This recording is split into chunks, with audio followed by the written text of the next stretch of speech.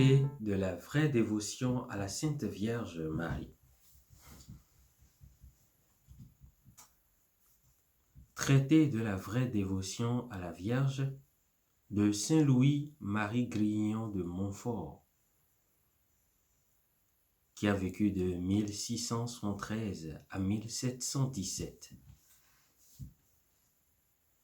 Dans ce bref opuscule dont je vais donner lecture, Saint Louis-Marie Grignon a résumé son chef-d'œuvre qui est le traité de la vraie dévotion à la Sainte Vierge.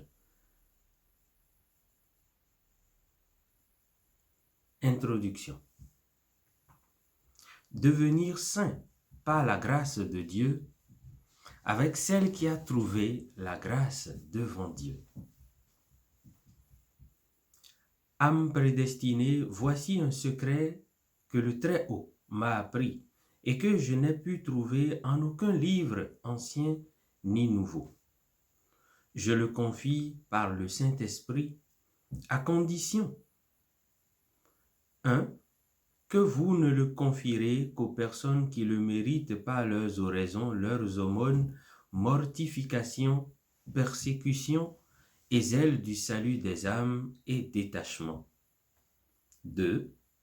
Que vous vous en serviez pour devenir sainte et céleste, car ce secret ne devient grand qu'à mesure qu'une âme en fait usage. Prenez bien garde de demeurer les bras croisés sans travail, car mon secret vous deviendrait poison et serait votre condamnation. 3. À condition que vous remercierez Dieu tous les jours de votre vie, de la grâce qu'il vous a faite de vous apprendre un secret que vous ne méritez pas de savoir. Et à mesure que vous vous en servirez dans les actions ordinaires de votre vie, vous en connaîtrez le prix et l'excellence que vous ne connaîtrez d'abord qu'imparfaitement à cause de la multitude et la grièveté de vos péchés et de vos attaches secrètes à vous-même. Avant de passer outre dans un désir empressé et naturel de connaître la vérité, dites dévotement à genoux l'Ave Maris Stella et le Veni Creator pour demander à Dieu la grâce de comprendre et goûter ce mystère divin. À cause de la multitude et la grièveté de vos péchés et de vos attaches secrètes à vous-même. Qu'est-ce que j'ai fabriqué? Avant de passer outre dans un désir empressé et naturel de connaître la vérité, dites dévotement à genoux l'Ave Maris Stella et le Veni Creator pour demander à Dieu la grâce de comprendre et goûter ce mystère divin. À cause du peu de temps que j'ai pour écrire et du peu que vous avez à lire, je dirai tout en abrégé. Âme, image vivante de Dieu et rachetée du sang précieux de Jésus-Christ, la volonté de Dieu sur vous est que vous deveniez sainte comme lui dans cette vie et glorieuse comme lui dans l'autre. L'acquisition de la sainteté de Dieu est votre vocation assurée. Et c'est là que toutes vos pensées, paroles et actions, vos souffrances et tous les mouvements de votre vie doivent tendre. Ou vous résistez à Dieu en ne faisant pas ce pourquoi il vous a créé et vous conserve maintenant. Oh, quel ouvrage admirable! La poussière changée en lumière, l'ordure en pureté, le péché en sainteté, la créature en le Créateur et l'homme en Dieu. Oh, ouvrage admirable, je le répète, mais ouvrage difficile en lui-même et impossible à la seule nature. Il n'y a que Dieu qui, par une grâce abondante et extraordinaire, puisse en venir à bout. Et la création de tout l'univers n'est pas un si grand chef-d'œuvre que celui-ci. Âme, comment feras-tu? Quel moyen choisiras-tu pour monter où Dieu t'appelle? Les moyens de salut et de sainteté sont connus de tous, sont marqués dans l'Évangile, sont expliqués par les maîtres de la vie spirituelle, sont pratiqués par les saints et nécessaires à tous ceux qui veulent se sauver et arriver à la perfection. Tels sont l'humilité de cœur, l'oraison continuelle, la mortification universelle, l'abandon à la divine providence, la conformité à la volonté de Dieu. Pour pratiquer tous ces moyens de salut et de sainteté, la grâce et le secours de Dieu est absolument nécessaire, et cette grâce est donnée à tous plus ou moins grande. Personne n'en doute. Je dis plus ou moins grande, car Dieu, quoique infiniment bon, ne donne pas sa grâce également forte à tous, quoiqu'il la donne suffisante à tous. L'âme fidèle a une grande grâce, l'âme fidèle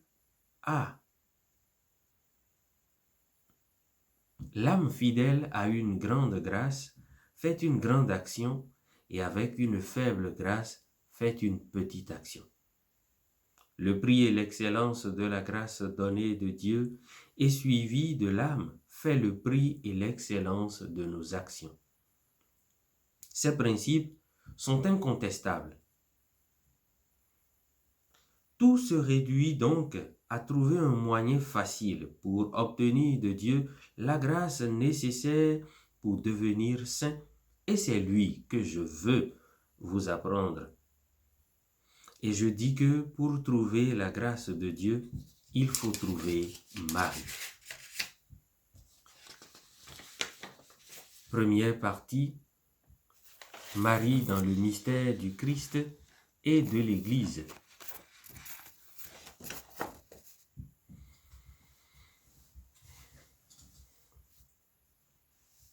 Démonstration de l'affirmation fondamentale en 10 points. La place de Marie dans le mystère de la foi, toute relative à Jésus, au Père, à l'Esprit Saint et à l'Église, corps mystique de Jésus. Parce que c'est Marie, premier point, c'est Marie seule qui a trouvé grâce devant Dieu et pour soi, et pour chaque homme en particulier. Les patriarches et les prophètes, tous les saints de l'ancienne loi n'ont pu trouver cette grâce. 2. C'est elle qui a donné l'être et la vie à l'auteur de toute grâce, et à cause de cela, elle est appelée la mère de la grâce, Mater Gratiae. 3. Dieu le Père, de qui tout don parfait et toute grâce descend, comme de sa source essentielle, en lui donnant son Fils, lui a donné toutes ces grâces, en sorte que, comme dit Saint Bernard, la volonté de Dieu lui est donnée en lui et avec lui. Dieu l'a choisie pour la trésorière, l'économe et la dispensatrice de toutes les grâces.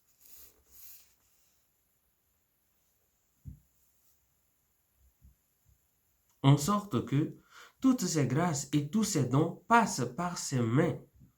Et selon le pouvoir qu'elle en a reçu, suivant Saint Bernardin, elle donne à qui elle veut, comme elle veut, quand elle veut et autant qu'elle veut, les grâces du Père éternel, les vertus de Jésus-Christ et les dons du Saint-Esprit. 5. Comme dans l'ordre naturel, il faut qu'un enfant ait un père et une mère. De même, dans l'ordre de la grâce, il faut qu'un vrai enfant de l'Église ait Dieu pour père et Marie pour mère. Et s'il se glorifie d'avoir Dieu pour père, n'ayant point la tendresse d'un vrai enfant pour Marie, c'est un trompeur qui n'a que le démon pour père. 6. Puisque Marie a formé le chef des prédestinés, qui est Jésus-Christ, c'est à elle aussi de former les membres de ce chef qui sont les vrais chrétiens. Car une main ne forme pas le chef sans les membres, ni les membres sans le chef. Quoique donc veut être membre de Jésus-Christ, quiconque donc veut être membre de Jésus-Christ, plein de grâce et de vérité, doit être formé en Marie par le moyen de la grâce de Jésus-Christ qui réside en elle en plénitude, pour être communiqué en plénitude aux vrais membres de Jésus-Christ et à ses vrais enfants. 7. Le Saint-Esprit ayant épousé Marie et ayant produit en elle et par elle et d'elle Jésus-Christ ce chef-d'œuvre, le Verbe incarné comme il l'a jamais répudié, il continue à produire tous les jours en elle et par elle d'une manière mystérieuse mais véritable les prédestinés. 8. Marie a reçu de Dieu une domination particulière sur les âmes pour les nourrir et faire croître en Dieu. Saint Augustin dit même que, dans ce modèle, les prédestinés sont tous enfermés dans le sein de Marie, et qu'ils ne viennent au jour que lorsque cette bonne mère les enfante à la vie éternelle. Par conséquent, comme l'enfant tire toute sa nourriture de sa mère, qui la rend proportionnée à sa faiblesse, de même les prédestinés tirent toute leur nourriture spirituelle et toute leur force de Marie. 9.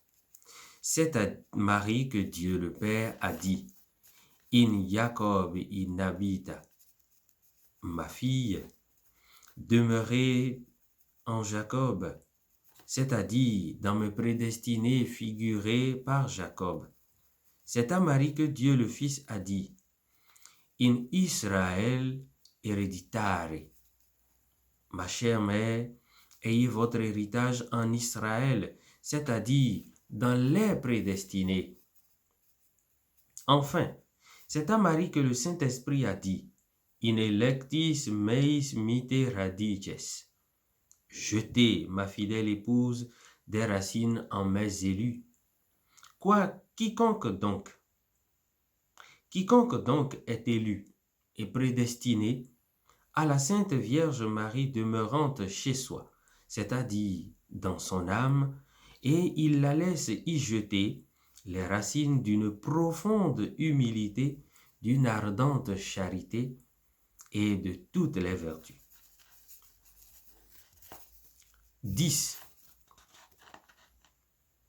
Marie est appelée par saint Augustin et est en effet moule, le moule vivant de Dieu, forma Dei, c'est-à-dire que c'est en elle seule que Dieu, fait homme, a été formé au naturel, sans qu'il lui manque aucun trait de la divinité. Et c'est aussi en elle seule que l'homme peut être formé au Dieu, peut être formé en Dieu au naturel, autant que la nature humaine en est capable par la grâce de Jésus-Christ. Un sculpteur peut faire une figure ou un portrait au naturel en deux manières. Premièrement, se servant de son industrie, de sa force, de sa science et de la beauté de ses instruments pour faire cette figure en une matière dure et informe. Deuxièmement, il peut la jeter en moule. La première est longue et difficile et sujette à beaucoup d'accidents. Il ne faut souvent qu'un coup de ciseau ou un marteau donné mal à propos pour gâter tout l'ouvrage. La seconde est prompte, facile et douce, presque sans peine et sans coûtage, pourvu que le moule soit parfait et qu'il représente au naturel. Pourvu que la matière dont il se sert soit bien maniable, ne résistant aucunement à sa main. Marie est le grand moule. Oui, Marie est le grand moule de Dieu fait par le Saint-Esprit pour former au naturel un homme Dieu par l'union hypostatique et pour former un homme-Dieu par la grâce. Il ne manque à ce modèle aucun trait de la divinité. Quiconque y est jeté et se laisse manier aussi y reçoit tous les traits de Jésus-Christ, vrai Dieu, d'une manière douce et proportionnée à la faiblesse humaine, sans beaucoup d'agonie et de travaux, d'une manière sûre, sans crainte d'illusion, car le démon n'a point eu et n'aura jamais d'accès en Marie, sainte et immaculée, sans ombre de la moindre tache de péché. Ô chère âme, qu'il y a de différence entre une âme formée en Jésus-Christ par les voies ordinaires de ceux qui, comme les sculpteurs, se fient en leur savoir-faire et s'appuient sur leur industrie, et entre une âme bien maniable, bien déliée, bien fondue, et qui, sans aucun appui sur elle-même, se jette en Marie et s'y laisse manier à l'opération du Saint-Esprit. Qu'il y a de tâches, qu'il y a de défauts, qu'il y a de ténèbres, qu'il y a d'illusions, qu'il y a de naturel, qu'il y a d'humain dans la première âme, et que la seconde est pure, divine, semblable à Jésus-Christ.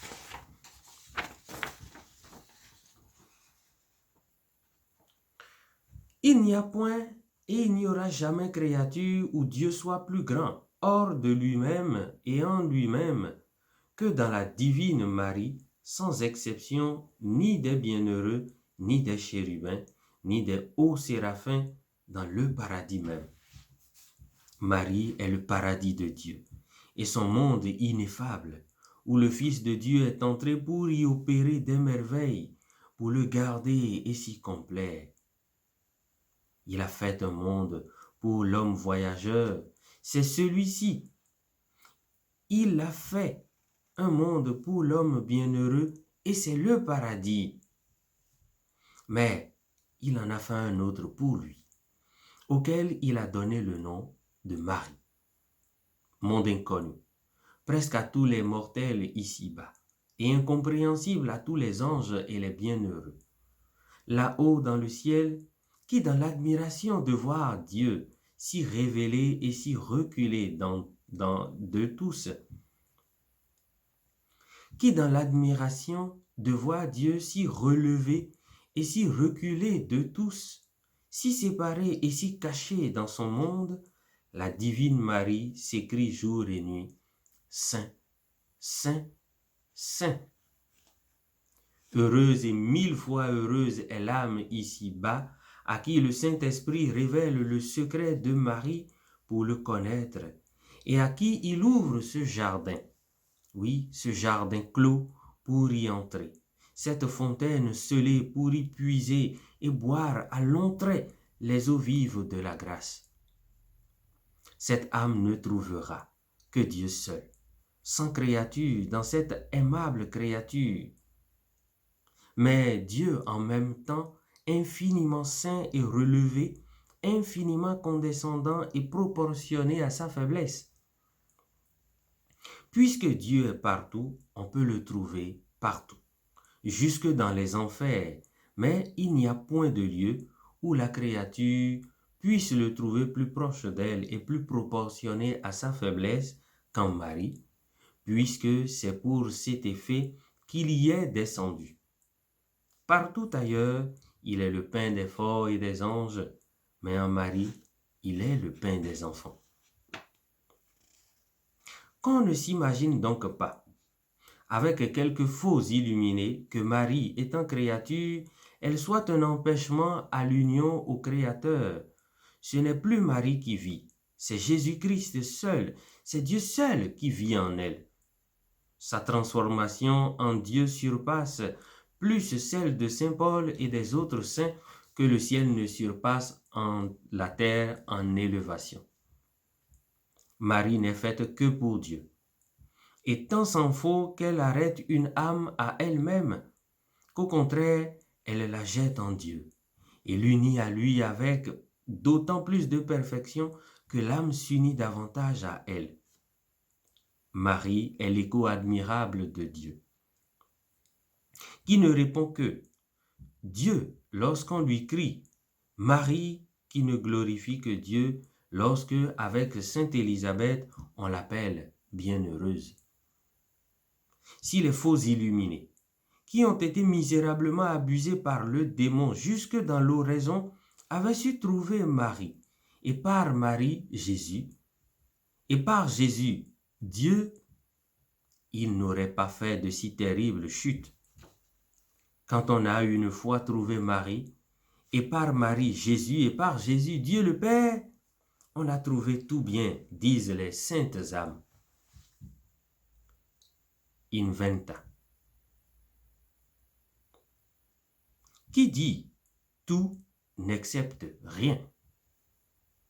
Toute grâce et toute amitié auprès de Dieu, toute sûreté contre les ennemis de Dieu, toute vérité contre le mensonge, toute facilité et toute victoire contre les difficultés du salut, toute douceur et toute joie dans les amertumes de la vie. Ce n'est pas que celui qui a trouvé Marie par une vraie dévotion soit exempt de croix et de souffrance, tant s'en faut. Il en est plus assailli qu'aucun autre, parce que Marie, étant la mère des vivants, donne à tous ses enfants des morceaux de l'arbre de vie, qui est la croix de Jésus. Mais c'est qu'en leur taillant de bonnes croix, elle leur donne la grâce de les porter patiemment et même joyeusement, en sorte que les croix qu'elle donne à ceux qui lui appartiennent sont plutôt des confitures ou des croix confites que des croix amères. Ou, s'ils en sentent pour un temps l'amertume du calice qu'il faut boire nécessairement pour être unis à Dieu, la consolation et la joie que cette bonne mère fait succéder à la tristesse les anime infiniment à porter des croix encore plus lourdes et plus amères.